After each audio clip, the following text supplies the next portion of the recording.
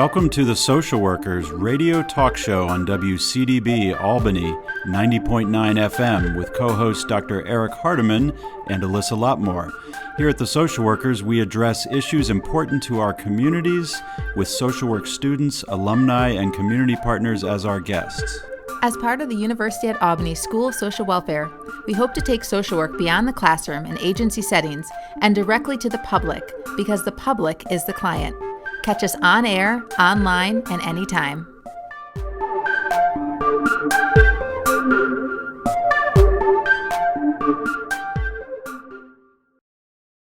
And welcome to the Social Workers on WCDB Albany. I'm Eric Hardiman, and I'm here, as always, with Alyssa Lotmore. Welcome back, Alyssa.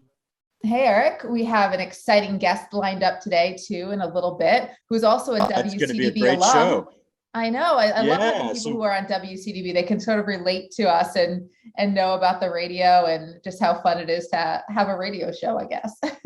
We love having alumni on the show. It's great to, welcome people back to the university, even virtually, if we're doing it over, the electronic medium.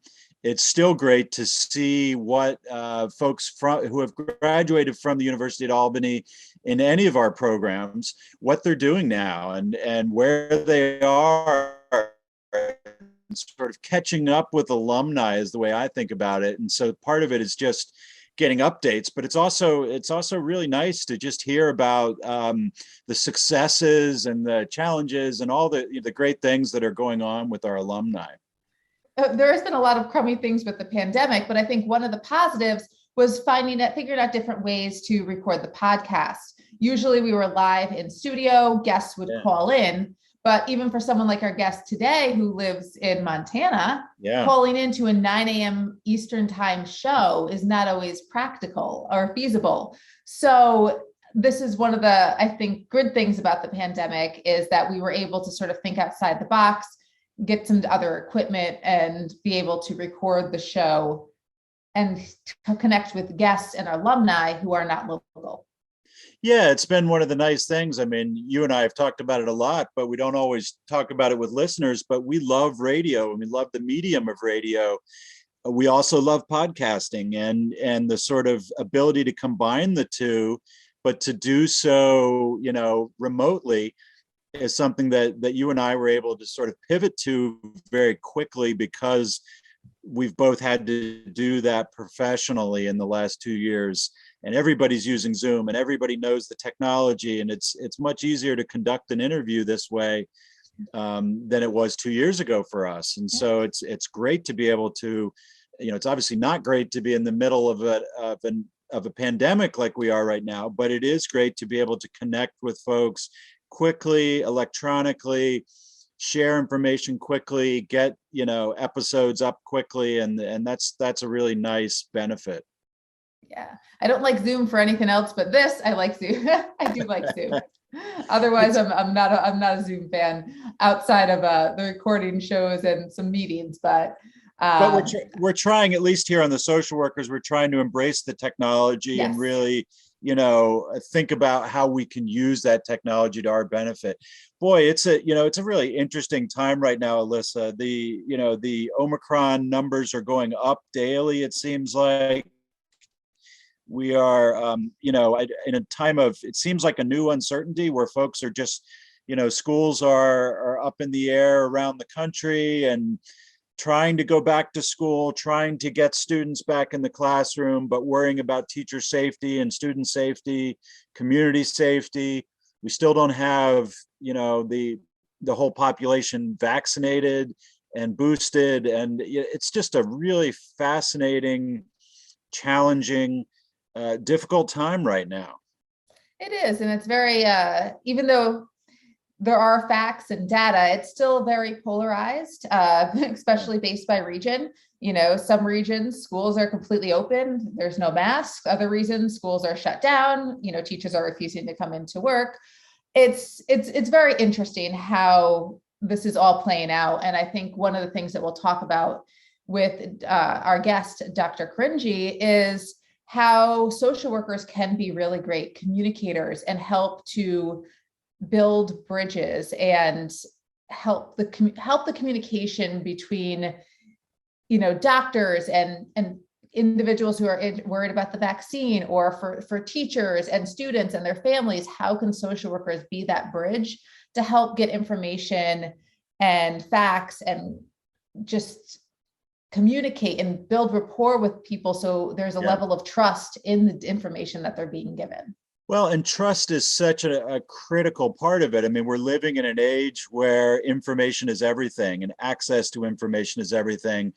But at the same time, there's widespread distrust of information, and people, depending on where you get your information from and what your news source is, you're encouraged to believe certain things and not believe other things. And it can be really difficult for anyone out there in the community to really know, who do I trust? Who do I not trust? And so I think you're right in suggesting that social work and social workers actually have a significant role to play, because we know how to build trust. We know how to work with all sorts of folks and to be a trusted source of information for them.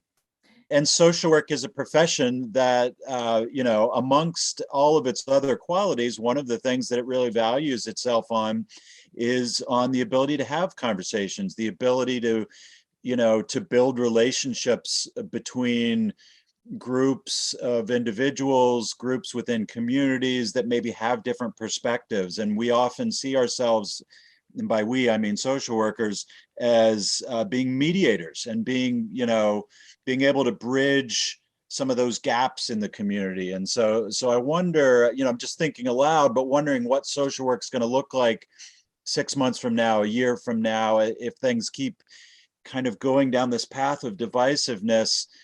Are there going to be new opportunities for social workers to bridge some of those? So it's a question. It's just a question, and it's particularly a question that I think our conversation with Jim today, which you'll hear next if you're listening, our conversation really opened up some of these questions, and I think allowed us to explore some of these questions. And so it's a great conversation with Dr. Jim Caringi. Dr. Caringi, you'll hear a formal introduction to him in the episode, but I don't know what you thought, Alyssa, but I just had a great conversation. Jim and I go back, so it's kind of nice to have a friend on the show as well. But it's inspiring to hear what he's doing, and also interesting to hear how he approaches things from a different perspective than maybe we do here in upstate New York, just because of where he's located geographically. No, I think I thought it was a really great episode. I really liked talking to him. And he does talk about the role of social work and where he kind of sees social workers in this pandemic time and post-pandemic, and how they can help with the communication and hopefully help fix, I don't know if fix is the right word, but do something to help navigate this polarization and bring us back to hopefully more of a place where we're just working together and listening to each other. Right. So right. Good goals to have. All right, so let's get into the episode.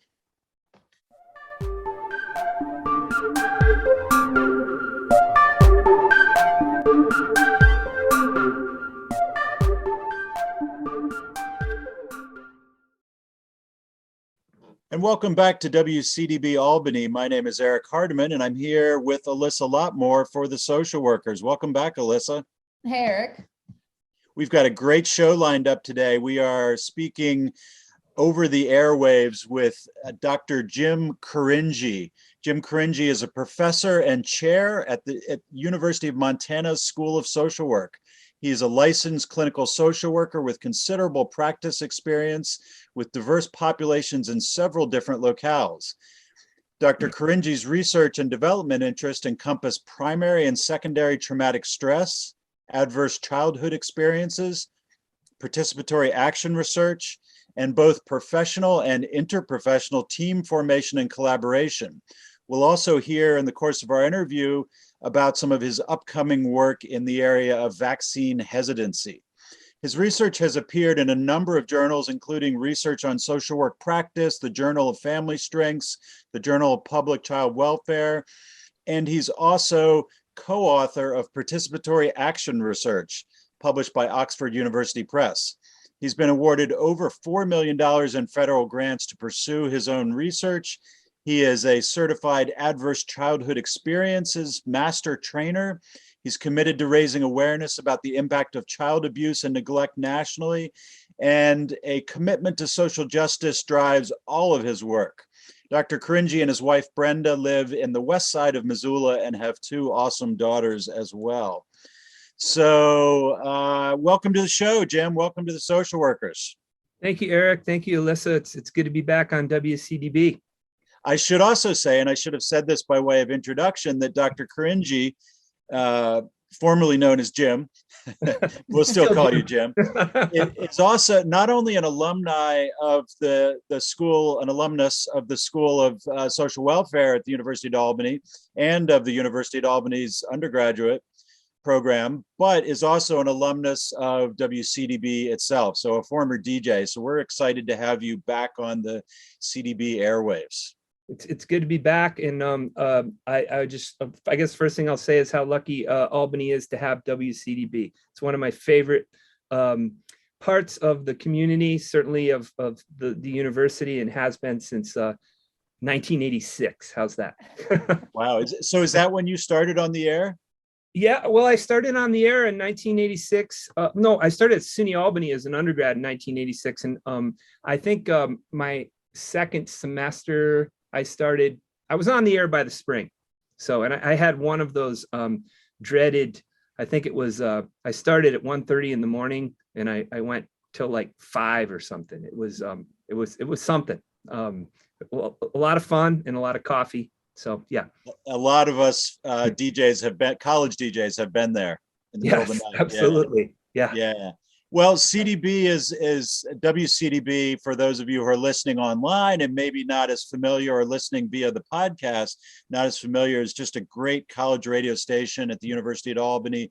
And what we do as the social workers, Jim, if you're not familiar, is that we have this regular show, and it's what we believe. There's lots of social work podcasts around the country, but we believe it's the only university affiliated actual live radio social work talk show.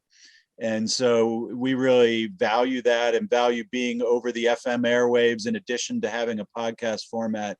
But we really sort of view, our role is to talk to social workers and talk to people impacting the community, whatever that community might be, like in your case, Montana.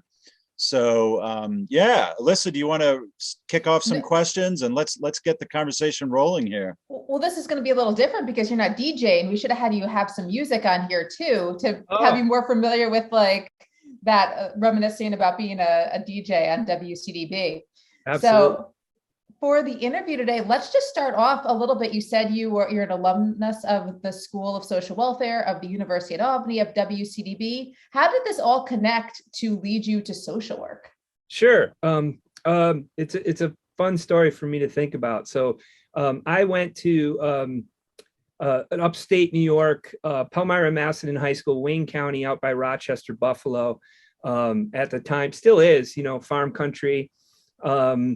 Was always kind of into, the helping idea of things. I wound up going to SUNY Albany, and I was not a great undergraduate student. I think a lot of that was because I didn't know exactly what I wanted to do. What I wanted to do was be on the radio all the time and play music, QE2, Bogies, all the, back in the day.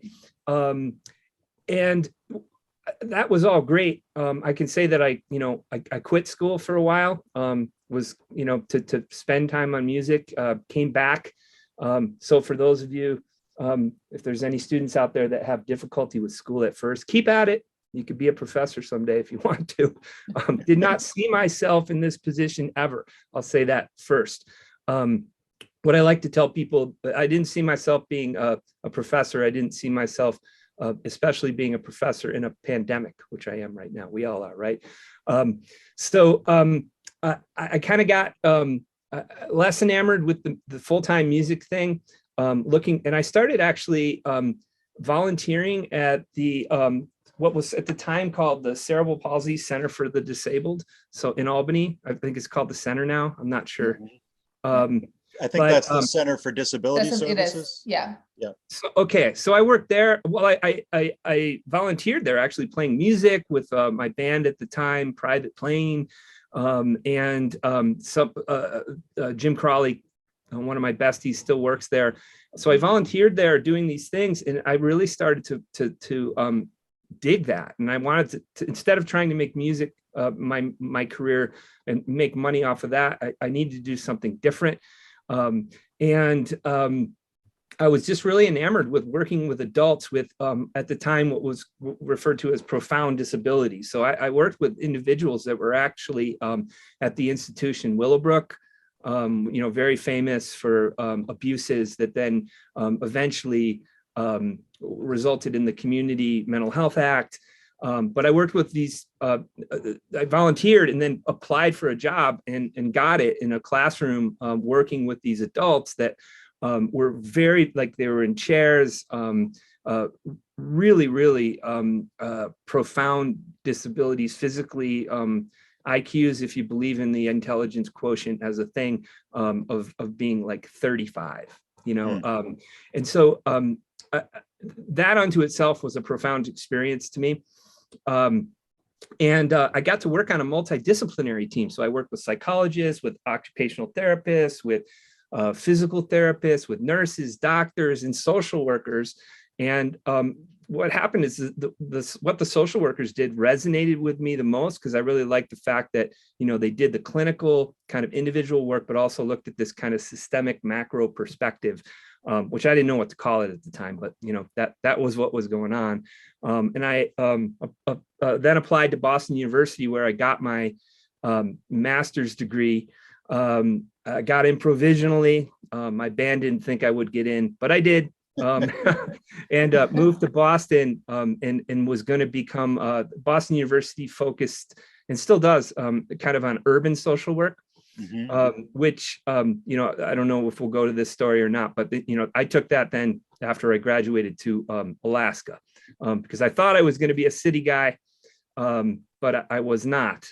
But the good thing about this urban approach was that it was really about, what we'd refer to now as diversity, equity, and inclusion. So, working in Alaska in Native communities, which I mainly did, it really fit for that. So, it was a pretty profound change over a few years, and that was, 1993, and it's been my career ever since.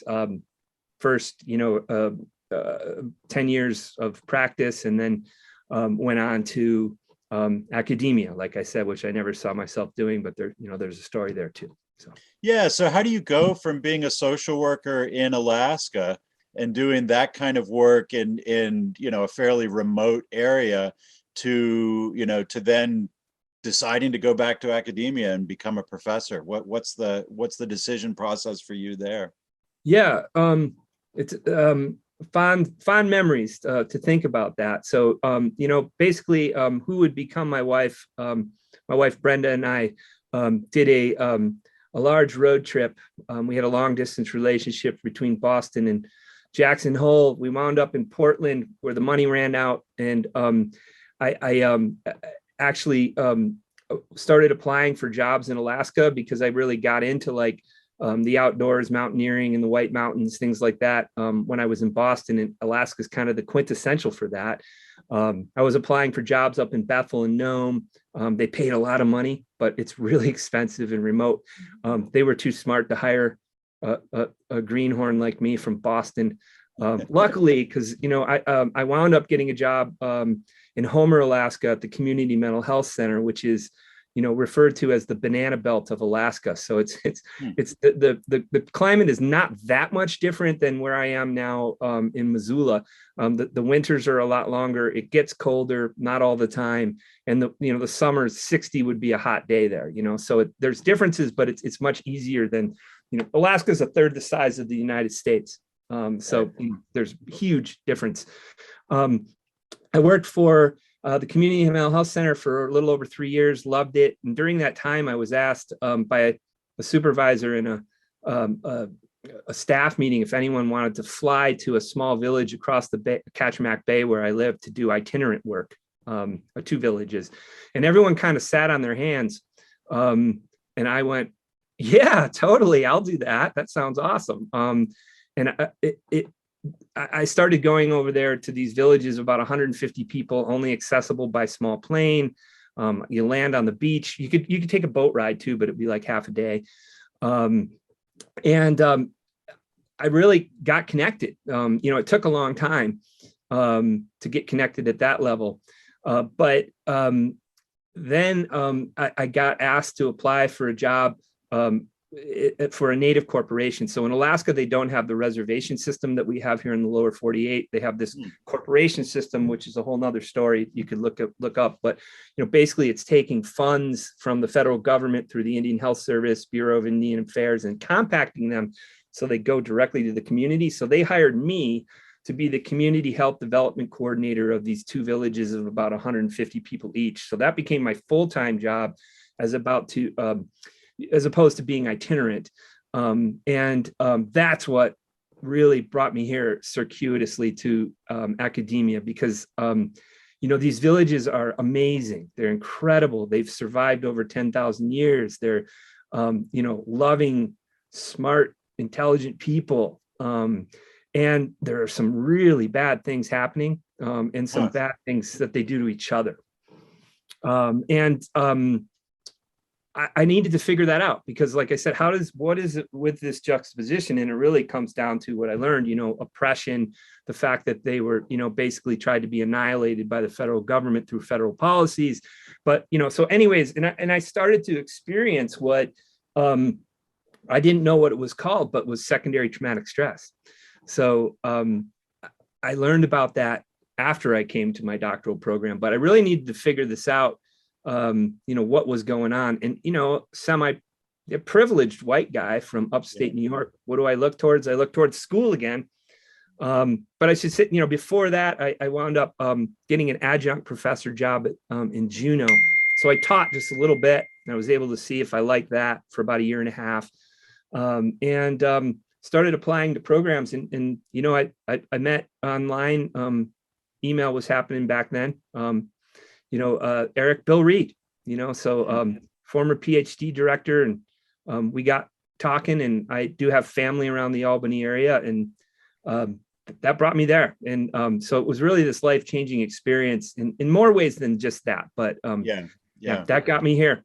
Great. Well, that's exciting. And so, just to bring listeners up to speed then, so you did your PhD studies here at the University of Albany School of Social Welfare, and then shortly thereafter moved out to Missoula, Montana, correct? Yeah, so we moved from Juneau, Alaska to Albany in 2003.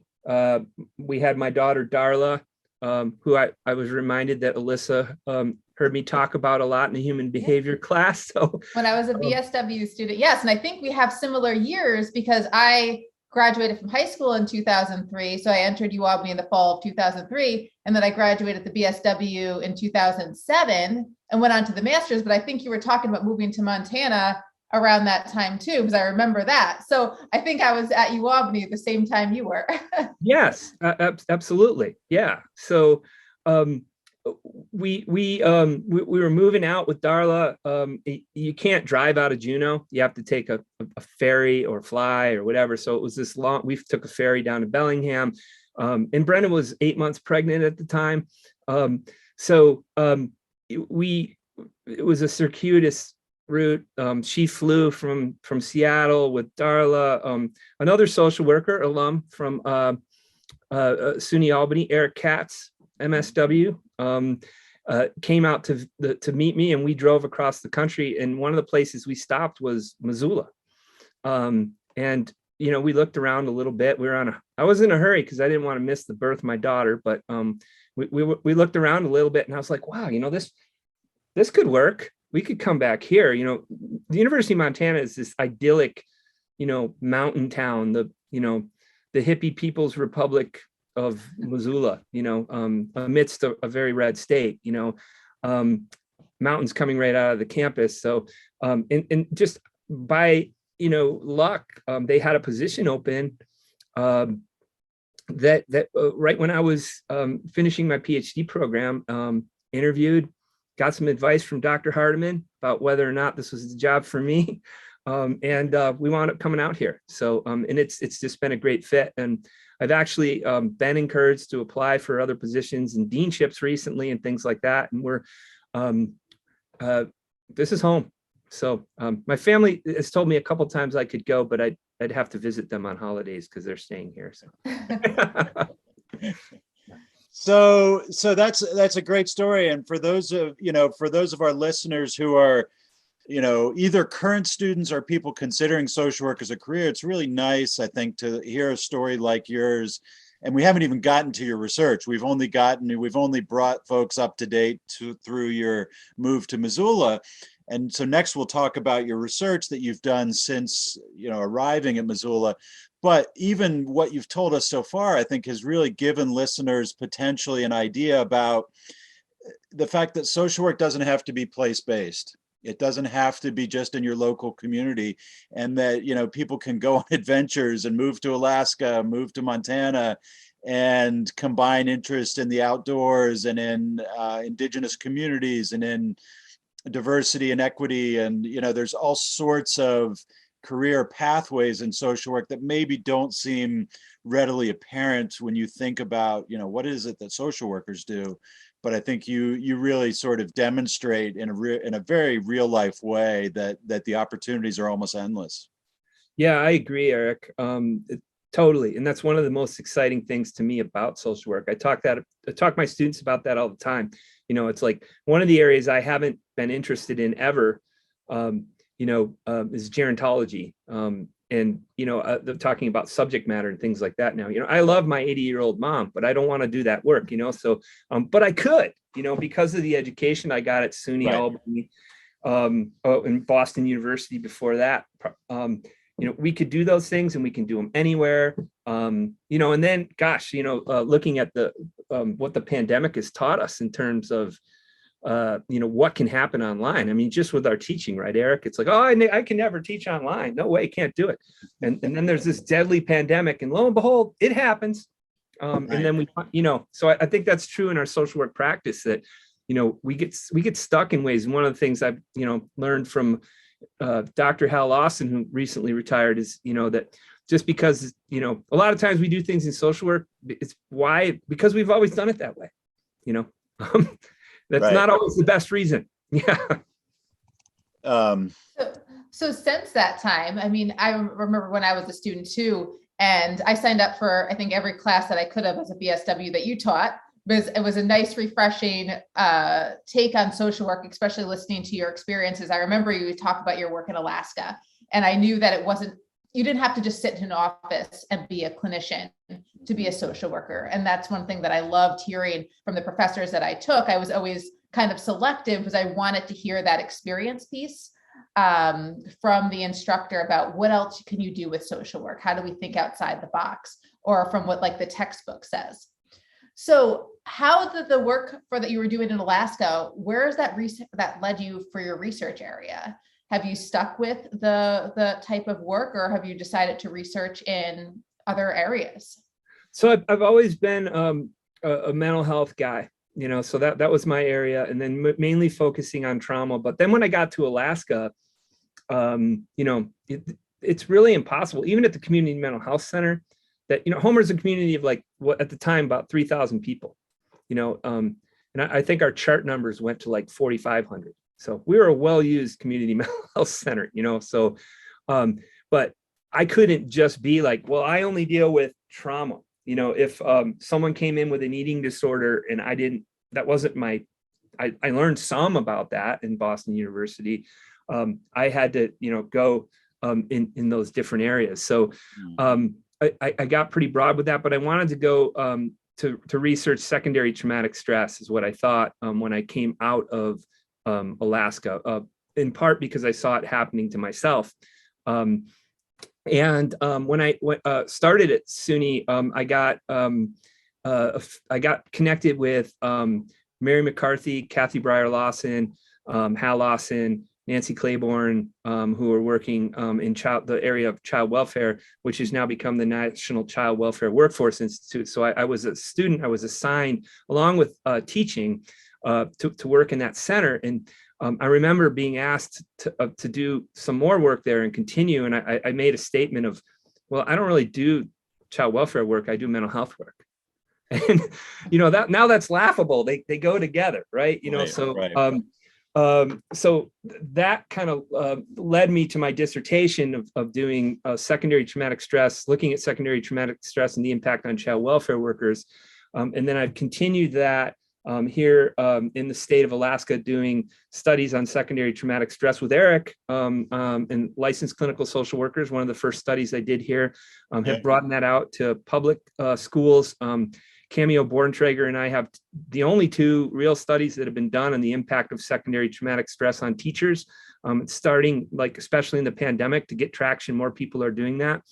And so I've kept going in that direction. I've done some work here in Alaska, or I'm sorry, Montana, in child welfare. And the first grant I got was a workforce grant in child welfare that through the National Child Welfare Workforce Institute. The next one was through the Children's Bureau to create trauma-informed systems in Indian country. So working here in Montana with state systems, tribal systems, and the Bureau of Indian Affairs. No time to explain child welfare in Indian country. It's complicated.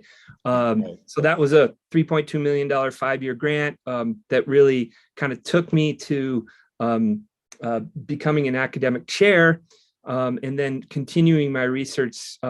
There's been other projects, but since then, I've really broadened out into my role now is at the Center for Population Health Research, where I'm actually affiliate faculty in public health. I do just as much work in public health, maybe more in some ways than I do in social work now. And I love that interdisciplinary approach. So we have this center, $10 million 5-year project to basically support any population health research. And lo and behold, we thought that research was going to be really kind of varied. We do a lot of work out here on small particulate, basically wildfire smoke and the impact on people. In like 10, 20 years from now, half of the population in the country is going to be because of wildfire smoke. I just learned that yesterday. Huge and big problems. So, but the pandemic hit, and guess what? Everything became more focused on COVID.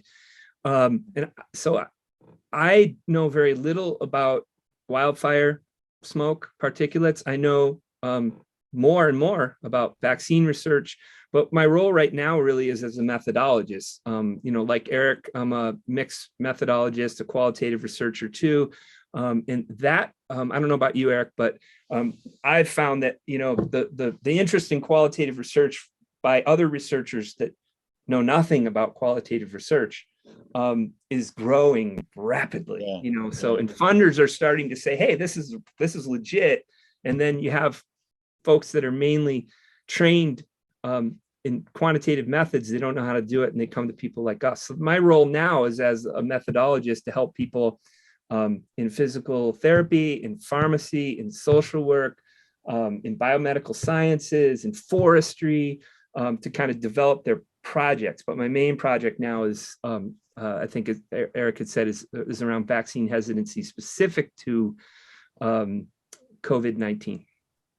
Wow. So that's an incredibly storied career so far, Jim. And for listeners just tuning in, our guest today is Jim Caringi, Dr. Jim Caringi from the University of Montana, and who is a chair in social work out there at the University of Montana. And so we've been hearing about your various research, and it just occurs to me that we could talk about any of those subjects, topics, projects that you've had at length, and we obviously don't have time to do all that, but there's so much I want to ask. So let me just kind of throw a couple things at you and see where we go with this conversation. But I'm really curious about the secondary traumatic piece, and partially that's because you and I have done some work in that area together, like you mentioned. I was just reading yesterday an article about teachers and the impact of the pandemic on grade school teachers, and sort of the need to better understand how teachers in our public school systems particularly are being impacted by, and the word secondary trauma wasn't used necessarily, but I'm wondering if you have some thoughts, or if your work that you've done in the area of secondary traumatic stress, if you have some thoughts about maybe the connection during the pandemic, and sort of as we move through the pandemic. I hesitate to say post-pandemic at all right now, but as we move through this experience collectively, what do you think is the impact of a concept like secondary traumatic stress, and how should we be thinking about it? And are there things that we need to really be studying differently? Sure. I guess first thing I'll say is, my wife is a teacher, so we talk about this stuff all the time. She's actually director of special education services, one of the coordinators, I should say, here, Missoula County Public Schools, district of about 10,000 students. So we talk about this at the dinner table all the time. Think about Darla and Josephine, Alyssa. That's what they get to grow up hearing. So, anyways, yeah, it is staggering. Well, first off, we have to talk about what teachers experience on a daily basis on a good day, in a non-pandemic day. Much like child welfare workers, that I'm mentioning these areas because they're where I've worked. But Eric, homelessness, any of the fields we work in. We're working for organizations that are, street level bureaucrats that they're having a really hard time.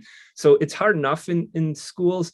And then, I think one of the things with secondary trauma and trauma in general is we have to differentiate between primary and secondary trauma. So I think teachers experience both of those things on the best of days. So, the kids come in, 1 in 4 kids at least, and I think it's far more than that in a lot of communities, have experienced significant trauma in their life in the schools. So these kids come, they talk about their terrible experiences, which we want them to do, but that traumatizes teachers in a secondary way. When one of those kids that's dysregulated because of their trauma, takes a stapler and whips it at a teacher and almost hits them, which happens all the time, that's primary, so right. It's both of these things. And in the pandemic, all of that has just been heightened. I was just watching some, I guess it could be referred to as fake news earlier. They were talking about the fact that, like in the Chicago school district, where teachers in the union there have refused to work right now. And it's against the policies, and they're kind of against the mayor, who's a really good mayor, it seems. But, these teachers have these expectations that don't really meet, in some ways, their training. So, teachers know very, very little. And I talk about it here at the School of Education with the dean and, other professors there that I know well, quite a bit. Like, educators need to know about the impact of trauma on kids. The other way goes too, where social workers need to know more about education practices. Yeah. But in the pandemic, teachers are not only worried about their kids' health, but they're worried about their own health. They're worried about their kids' health, bringing things home. Now with Omicron, it's so contagious. We're all going to get it, it seems. But it's less impactful. It impacts. I find teachers to be extremely dedicated. I have not met one teacher that wasn't dedicated and so committed to the work. Now, does it mean they're all good teachers? No.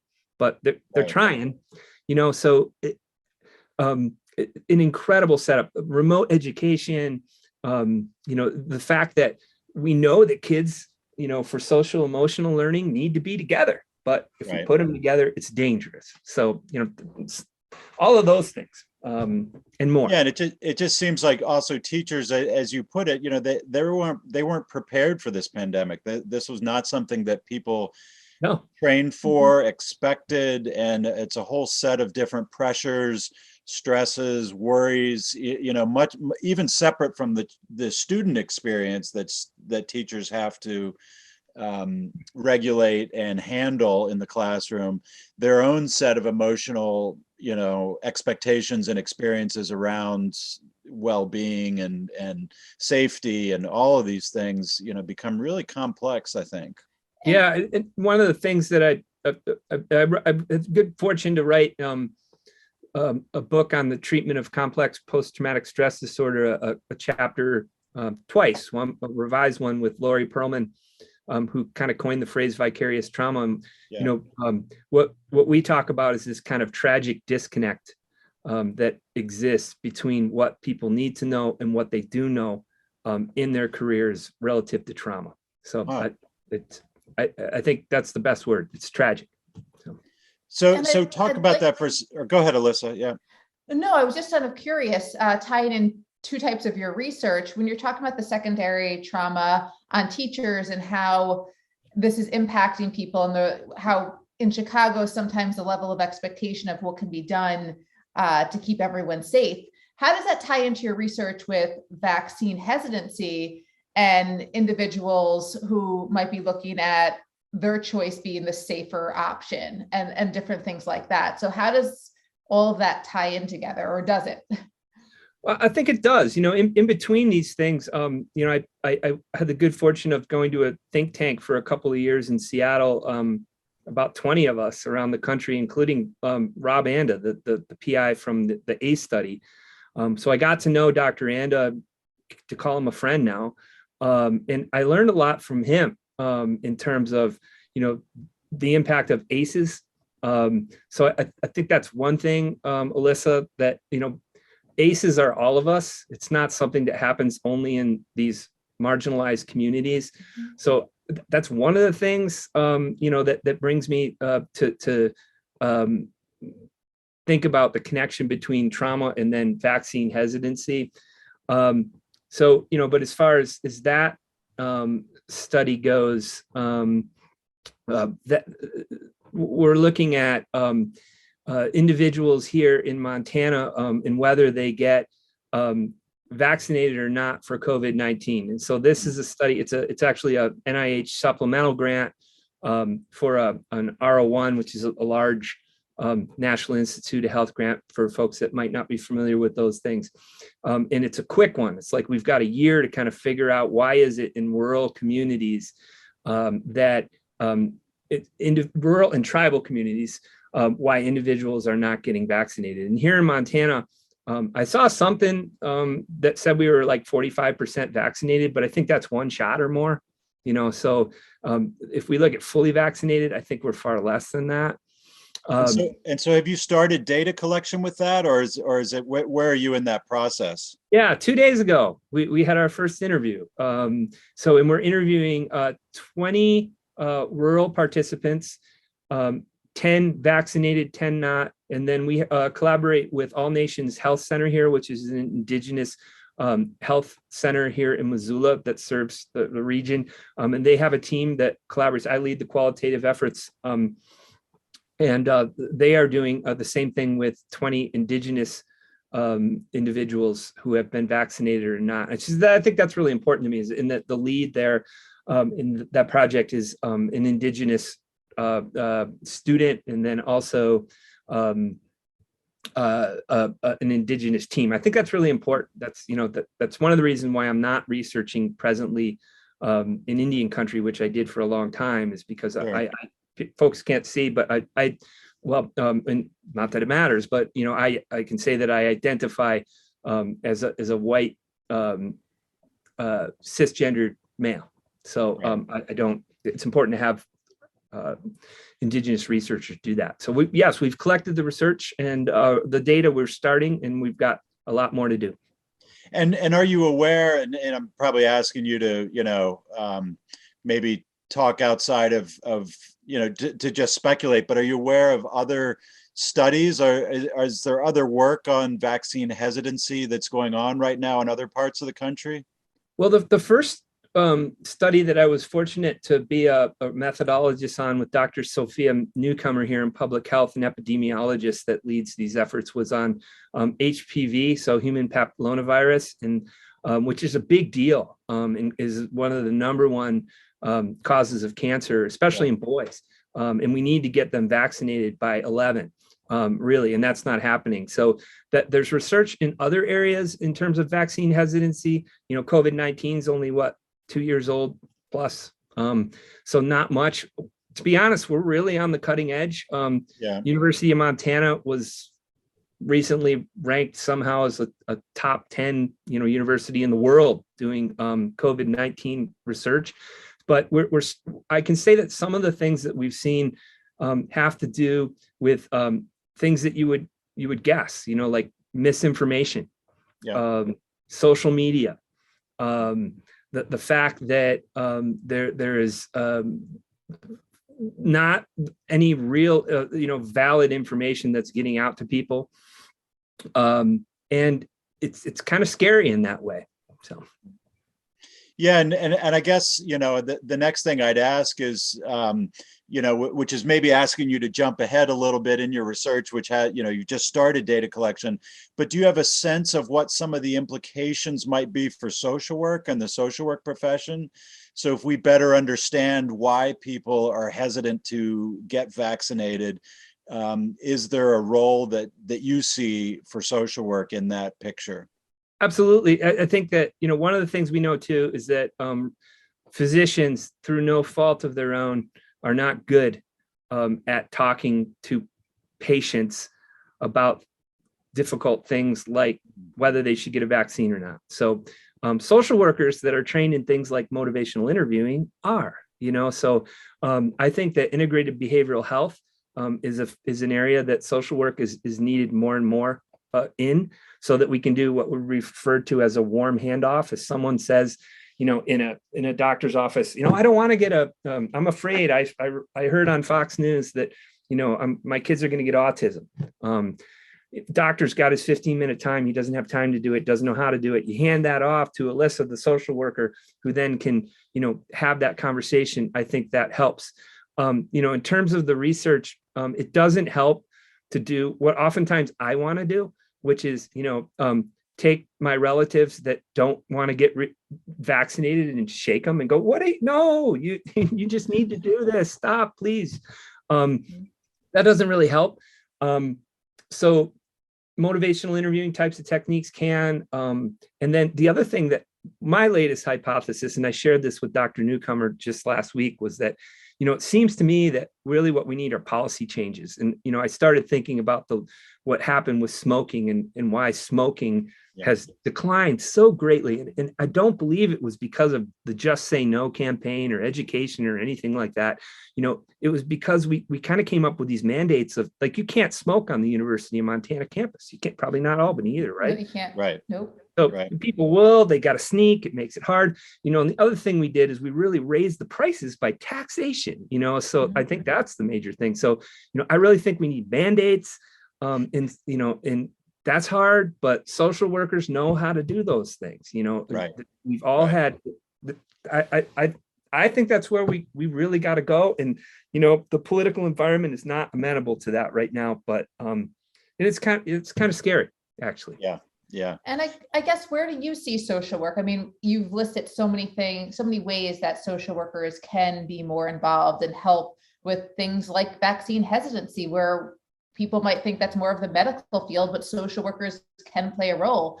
Do you see or predict, I guess, any changes in how social workers are included in more of those interdisciplinary approaches, and having more social workers on sites in places like medical communities or in areas where they might be able to reach individuals to have a different role? I certainly see the need for it, Alyssa. Absolutely. And I think all the areas you mentioned, there's need for more social workers. I think there's a couple problems there that, or barriers, I should say. One is funding. My state of Montana is not big into funding, any kind of health beyond what's required. Even in a place like New York, where things are maybe have, more resources, not in all areas by any means, but some. So that's difficult. And then also let's talk about education. We're not producing enough social workers. We can't meet the needs. So that absolutely needs to happen. But I think that that interdisciplinary type of work is really what's more needed. So, and as far as vaccines go and social workers, I mean, we're getting better at making all of these things accessible. And I'm not even talking about testing, but what about testing? That's just as important. I'd like to think that, we could get to a place where there would be social workers in the school, like Lowell elementary schools. Like, I can throw a snowball at it today and almost hit it. a social worker there that, and one of the things that they could do is get a basic training, and we could provide that at the University of Montana here, like of how you talk to parents about vaccines and what they mean and the impact of not and why you should. So I think that is, an area that, I probably, Eric, you know more about, the people that experience the difficulty with homelessness, but libraries, places like that. We need social workers, and we've got an outreach team here. Maybe we need that for vaccines as well. So we had they were going into local bars and vaccinating people. Not a bad idea. We've also, Alyssa and I have also talked with other guests and with each other about the need for social workers to be more engaged in the media discourse and in the sort of public discourse, and sort of taking, not necessarily taking it away from just clinical service provision for social work, but adding in the responsibility and the need for social workers, what we see as the need for social workers to also be part of a larger public discourse, to be on TV, to be in the newspapers, to be on the radio and podcasts and in other places, furthering discussions that might lead to policy change or might lead to behavioral change. But that, there's this larger social discourse, particularly right now in a really divided society and in a society that's grappling with a lot of issues and struggling with misinformation and facts and mistruths and social media influence on our children. And there's just so many things going on right now. And I think we see, if I could speak for our show at least, the need for social workers also to engage in the public discourse, in public communication, and to be out there, so to speak, rather than just to be working behind the scenes. And I wonder if you have any thoughts about that and how social work, again, maybe link that to vaccine hesitancy. Yeah, I'm thinking about a student last year. I teach an advanced research class for the master's program here, and we were forced to go remote Zoom like we are now, and did it right from here. So but my student was interested in looking at why very few social workers go into politics. That's a fact. So my student did work kind of looking at that, and there's tons of reasons for that, but I think that there's absolutely a need for more of that. And I guess maybe we need to look inward as educators to say, what are we teaching students about what social work is, and what it means? Because I think a lot of social workers, I don't know if you would agree, Alyssa, or not, but as a more recent student, that a lot of people get into social work because they want to be a clinician, they want to be a counselor type of social worker, and I just look at that as that's one thing, that's a tool in our toolbox. So when I look at our program here and our commitment to social justice, that's important. And also, what are we doing in terms of teaching more policy, teaching more macro, taking students like me that came in when I was an MSW student thinking that I wanted to be a clinician, get my license, which I did. But I tell you what, I would have been a disaster in the rural bush of Alaska if I didn't learn the macro side of things. So that's one thing. Advocacy, I think NASW does a good job. They could do better. Yeah. And I do agree with, go ahead. No, I would say tying that to, that all ties into vaccine hesitancy as well. Yeah. And we need to be talking about that specifically because, it's not a popular thought, but, there are worse viruses probably coming our way. So, right. Yeah. Right. Yeah. No, what I was going to say was that as a social work student, I came in wanting to be a clinician, and it wasn't until I was working as a school social worker after I graduated with my master's degree, I got my license, that I was like, wow, there's so many other issues going on that it's not going to be solved at the micro level alone. Like, this is not feasible. It's not. So that's when I decided to focus on more macro and sort of get more experience and training in that macro. But I really don't, I'm hoping now, just with everything that's going on in society, where people are seeing the need for macro change and students coming into the program are seeing the need for that originally. But when I first started, I was one of those students who wanted to be clinical. And it was only through working experience and having to navigate all of the policies and procedures did I realize how important and valuable macro is and those skills. Yeah, absolutely. It was the same way for me, Alyssa. And so I guess we got to think of ourselves as educators, how, because I always try to tell students, oh, that's all important. And here it is, so maybe it's through the practicums, things like that, ways that we could make sure that students get it. And, but yeah, it takes both. And I talk to students or potential students all the time that you probably do too, Eric. Well, should I do counseling? Should I do psychology? Should I do social work? In my cell is it what we're talking about right now. You're going to learn to do a lot of different things. And if you want to just be a counselor, well, do that. Go ahead. Right. Good. Right. Good. We need that too. Yeah. And I'd like to, just thinking about our conversation, I'd like to envision a social work of the future that includes, much more participation in public office, much more participation in advocacy as a profession, and that, that social work becomes, and I think the pandemic is an opportunity in that regard for the social work profession, that social work can become a source of expertise and a source of public guidance and public wisdom. You mentioned the news. I mean, I turn on the news and I see people from schools of public health regularly, serving as consultants on TV news shows, and you don't hear social workers quite as often. You hear doctors, you hear nurses, you hear public health workers, but I think social work needs to be right there at the table too, and that we have a unique perspective as social workers in the public discourse. Totally agree. Yeah, totally agree. Well, and also to make it more important, as we're talking about the roles of social work, and Jim, you mentioned so many great ways how social workers can help in something like vaccine hesitancy. A lot of the news isn't focusing on the mental health aspect or the reason for hesitancy. They're just saying, well, listen to the doctors. We have a doctor on. Listen to the public health expert. We have a public health expert on.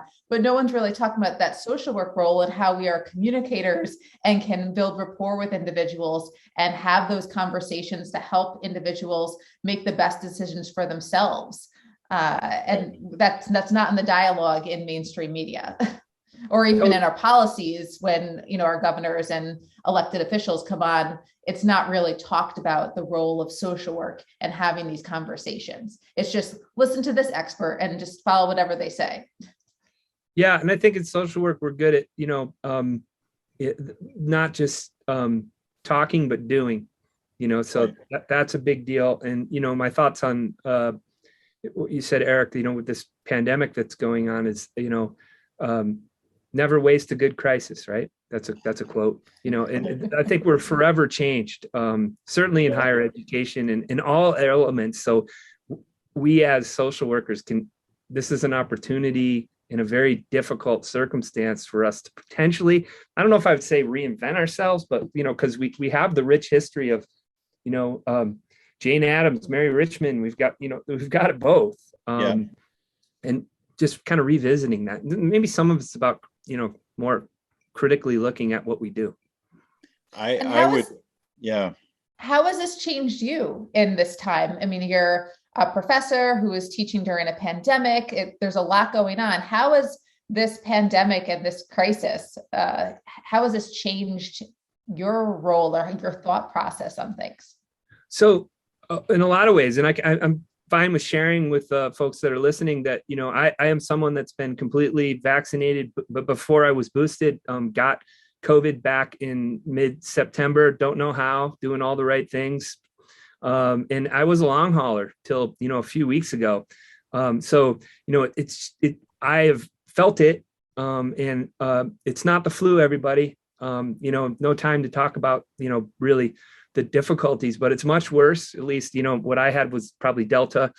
And so that, with the science that I'm learning, the science that I'm actually involved in, it's changed me a lot, Alyssa. And, in fact, I'm changed what I'm doing at the university. So, as of mid-November, I stepped aside as chair, which I've been doing for 6 years, and I'm doing more of the research. So I'm getting back into that. I'm thinking about how I can engage with the community. And it's helped me really also think about, we haven't talked about it, but the disproportionality of the impact of COVID on marginalized communities is staggering. So one of my other alma mater of Boston University did a huge study on that. And I think that through their public health program, I think it was something like the rate of death was 80% higher, and with BIPOC individuals from COVID-19, 80%. Yeah. I mean, come on. So it really is kind of, I like to think that I thought about those things before, but it really has kind of made me think about Black Lives Matter movements like that, and also just being a father, wanting to we can't ignore this. So it's kind of, it might have kicked me in the butt a little bit. Maybe I needed it. So anyways. So we've been listening to we've been having a conversation and listening to Dr. Jim Caringi from the University of Montana, working out there in social work and doing just incredible work and incredible research, teaching students, working with colleagues, getting ready to do a large, nationally funded, federally funded study on vaccine hesitancy. Done great work in the Indian community, the Native American community out there. You've done work in secondary traumatic stress, child welfare. The list goes on. And we really appreciate having you on the show, Jim. And it's just been so great to hear, as an alum of the School of Social Welfare and of the University at Albany, to kind of see what you've taken elsewhere, what you've taken to the state of Montana and to the larger, knowledge base that's out there. It's just truly incredible. Do you have any thoughts, just as we close, sort of about how the University at Albany prepared you for the work that you've done? Absolutely. I was thinking about that as you were, talking about the things that I've done. And I'll just say that I couldn't have done any of those things without the education that I received, first at Boston University and then, SUNY Albany for sure. And, in particular, the doctoral program it helped me because I was fortunate to take Dr. Hal Lawson's Action Theories course. It made me action research theories, see how research and practice come together. So that was a huge thing. And I think about the education that I got at SUNY Albany every day. It was amazing, and hey, I'll throw WCDB in there too, because, my experiences that I had on the radio led me to what I was able to see through the doctoral program at Albany. I'm forever grateful. Interesting.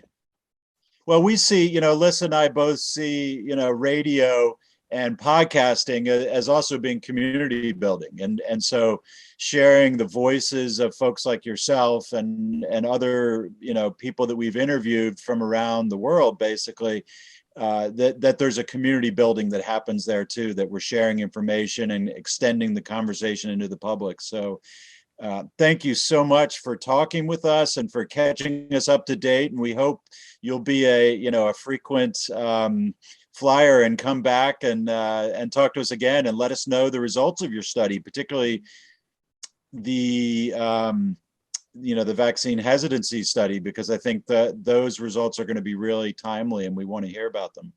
I would love to do that. We should, like I said, this is an expedited supplemental funding from NIH because of the fact that we don't have the luxury of waiting. So in the next few months, we'll have some things to tell you.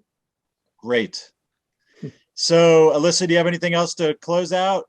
No, I just want to say thank you. And even to this day, through my master's program, you were still one of the best professors I've had. So Awesome. Well, Your students are lucky in Montana. thank you. There's nothing more gratifying than seeing a student doing what you're doing, Alyssa. So, for a professor, right, Eric? So awesome. Yeah. Yeah. So thanks for talking with us, Jim. We've been listening to Dr. Jim Caringi here on The Social Workers on WCDB Albany. And that's it for now. We'll see you next time.